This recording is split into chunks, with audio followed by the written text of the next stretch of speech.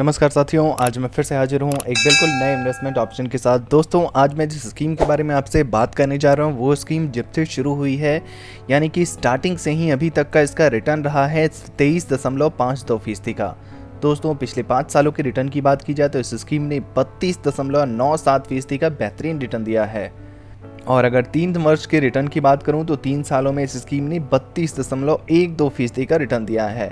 और अगर 1 साल के रिटर्न को देखा जाए दोस्तों, तो 1 साल में 32.43% का बेहतरीन रिटर्न दिया है। दोस्तों, इस स्कीम का नाम है टाटा डिजिटल इंडिया फंड।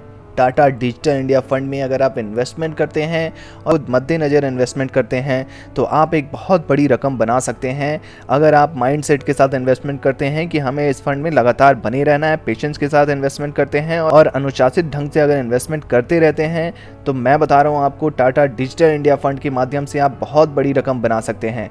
दोस्तों, आपको यकीन नहीं होगा, आज के इस वीडियो में हमने लक्ष्य रखा है 30,000 रुपये का इन्वेस्टमेंट का। 30,000 रुपये अगर आप इन्वेस्टमेंट करते हैं तो दोस्तों आपको 1 करोड़ रुपए से भी ज़्यादा की रकम आप बना सकते हैं। 1 करोड़, जी हाँ दोस्तों, 1 करोड़ रुपए से भी ज़्यादा की रकम आप बना सकते हैं अगर आप टाटा डिजिटल इंडिया फंड में इन्वेस्टमेंट करते रहते हैं। ये सब कुछ कैसे पॉसिबल है, 30,000 के इन्वेस्टमेंट से 1 करोड़ की रकम कैसे बन सकती है, इस वीडियो को अंत तक जरूर देखिए। मैं इस वीडियो के अंत तक सारा गणित आपको कैलकुलेट करके समझाने जा रहा हूं कि कैसे आप 30,000 रुपए के इन्वेस्टमेंट से 1 करोड़ रुपए से भी ज़्यादा की रकम बना सकते हैं। लेकिन दोस्तों, सबसे पहले हमें टाटा डिजिटल इंडिया फंड की कुछ डिटेल्स पर बात कर लेनी चाहिए। दोस्तों, टाटा डिजिटल इंडिया फंड के अगर NAV प्राइस को देखा जाए तो 38.15 रुपये का NAV प्राइस इस वक्त है। अगर आप मिनिमम SIP अमाउंट देखेंगे तो 150 रुपये मिनिमम SIP अमाउंट रखा गया है। दोस्तों, अगर आप टाटा डिजिटल इंडिया फंड के फंड साइज को देखा जाए तो 5,893.77 करोड़ रुपए का फंड साइज है। काफ़ी बड़ा फंड साइज होता है ये।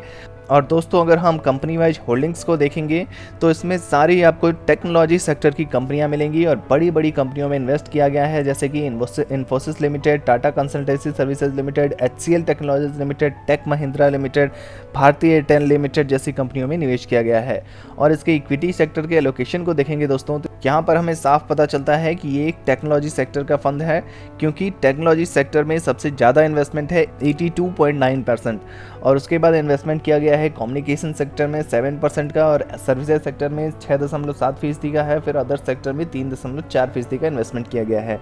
चलिए दोस्तों, अब मैं आपको कैलकुलेटर पर लेकर चलता हूँ। कैलकुलेटर के माध्यम से मैं कैलकुलेट करूँगा कि कैसे आप मात्र 30,000 रुपये की इन्वेस्टमेंट अमाउंट से, अगर आप 30,000 रुपये लमसम अपनी बचत कर लेते हैं और उस बचत को टाटा डिजिटल इंडिया फंड में इन्वेस्ट कर देते हैं, तो आप 1 करोड़ रुपये से ज़्यादा की रकम कैसे बना सकते हैं।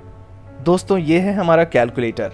ये है कैलकुलेटर। यहाँ पर हमने जो लक्ष्य रखा है टोटल इन्वेस्टमेंट का, हमारे पास जो पैसे हैं जिसे हम इन्वेस्ट करने जा रहे हैं, हमारा लक्ष्य है 30,000 रुपये इन्वेस्टमेंट का, इसलिए यहाँ पर हम डालेंगे 30,000 रुपये। और एक्सपेक्टेड रिटर्न रेट की बात करें दोस्तों, तो इस फंड का ऑल टाइम रिटर्न रेट 23% से भी ज़्यादा का है। वैसे तो इस फंड ने पिछले 5 सालों में 32%, 3 सालों में 32% से भी ज़्यादा और 1 साल में भी 32% से भी ज़्यादा का रिटर्न दिया है, लेकिन सिर्फ 23% इसलिए लेकर के चल रहे हैं क्योंकि 23% जो है इसका ऑल टाइम रिटर्न रेट है। ऑल टाइम रिटर्न रेट 23% से ज़्यादा का है, यहाँ पर हम 23% लेकर के चल सकते हैं दोस्तों। तो इसलिए टाइम पीरियड की अब बात कर लेते हैं। पहले हम कैलकुलेशन करते हैं 5 सालों के लिए। अगर आपने 30,000 रुपये को 5 सालों के लिए इस फंड में डाल करके छोड़े रखा तो क्या होगा दोस्तों, यहाँ पर 30,000 आपका टोटल इन्वेस्टमेंट अमाउंट है और 30,000 रुपये पर 54,459 रुपये का रिटर्न आपको मिलेगा और आपकी फ़ंड वैल्यू बढ़कर हो जाएगी 84,459 रुपये। दोस्तों, अगर बात करें 10 सालों की, आपका जो इन्वेस्टमेंट अमाउंट है 30,000 ही रहेगा। 30,000 के इन्वेस्टमेंट अमाउंट पर 10 सालों में जो रिटर्न मिलेगा वो 2,07,778 रुपये का होगा और आपकी फ़ंड वैल्यू बढ़कर हो जाएगी 2,37,778 रुपये।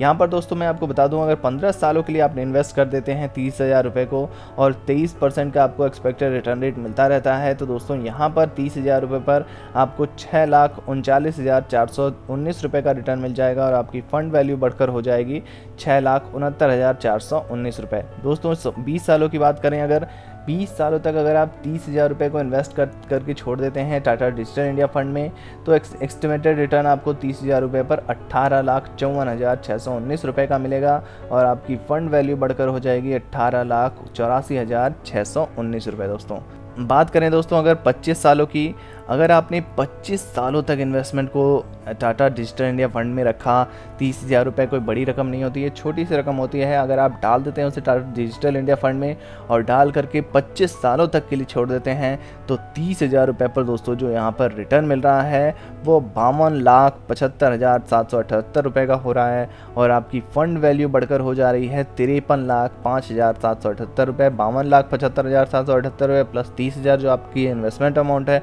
रिटर्न को और आपका इन्वेस्टमेंट अमाउंट दोनों को मिला करके जो आपकी रकम बैठ रही है, टोटल रकम, वो बैठ रही है 53,05,778 रुपये। दोस्तों बात करें अगर 30 सालों की, मैंने आपको वीडियो की शुरुआत में कहा था अगर आपको पेशेंस के साथ निवेश करना होगा, आपको अनुशासित रहना पड़ेगा टाटा डिजिटल इंडिया फंड को लेकर के। 30,000 रुपये को इन्वेस्टमेंट को अगर आप अपने भविष्य के बारे में सोच करके इन्वेस्ट कर देते हैं, कम उम्र में निवेश कर देते हैं, 20 साल 25 साल 30 साल की उम्र में निवेश कर देते हैं, 30,000 रुपये कोई बहुत बड़ी रकम नहीं होती है, कोई भी इन्वेस्ट कर सकता है। 35 साल की उम्र में निवेश कर सकते हैं आप। तो दोस्तों यहाँ पर जब आपकी उम्र 55-60 साल होगी, उस वक्त दोस्तों 30 साल बाद जो आपका जो इन्वेस्टमेंट अमाउंट है 30,000 रुपये, उस पर जो आपको रिटर्न मिलेगा वो 1,49,07,386 रुपये का होगा और आपकी टोटल फंड वैल्यू बढ़कर हो जाएगी 1,49,37,386 रुपये। दोस्तों मैंने आपको वीडियो की शुरुआत में कहा था 30,000 रुपये से आप 1 करोड़ से ज़्यादा की रकम बना सकते हैं।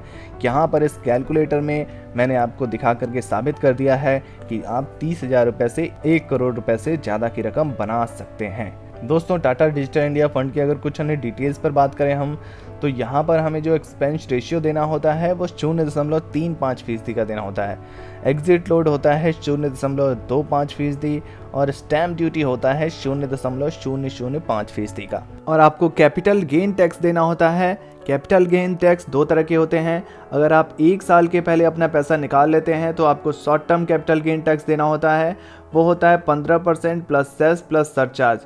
और वहीं अगर आप 1 साल के बाद पैसा निकालते हैं तो आपको long term capital gain tax देना होता है, जिसमें आपको 1 लाख तक कोई भी टैक्स नहीं देना होता है। अगर आपका कैपिटल गेन 1 लाख से ऊपर होता है तो आपको 10% प्लस सेस प्लस सरचार्ज देना होता है। दोस्तों टाटा डिजिटल इंडिया फंड की ये जानकारी आपको कैसी लगी, कमेंट बॉक्स में ज़रूर लिखिए। वीडियो से जुड़ा हुआ अगर आपके पास कोई भी प्रश्न है तो आप कमेंट में पूछ सकते हैं, हम उसका उत्तर ज़रूर देंगे। और ऐसे ही नए नए इन्वेस्टमेंट ऑप्शंस के लिए हमारे इस चैनल को सब्सक्राइब करना बिल्कुल ना भूलें। धन्यवाद।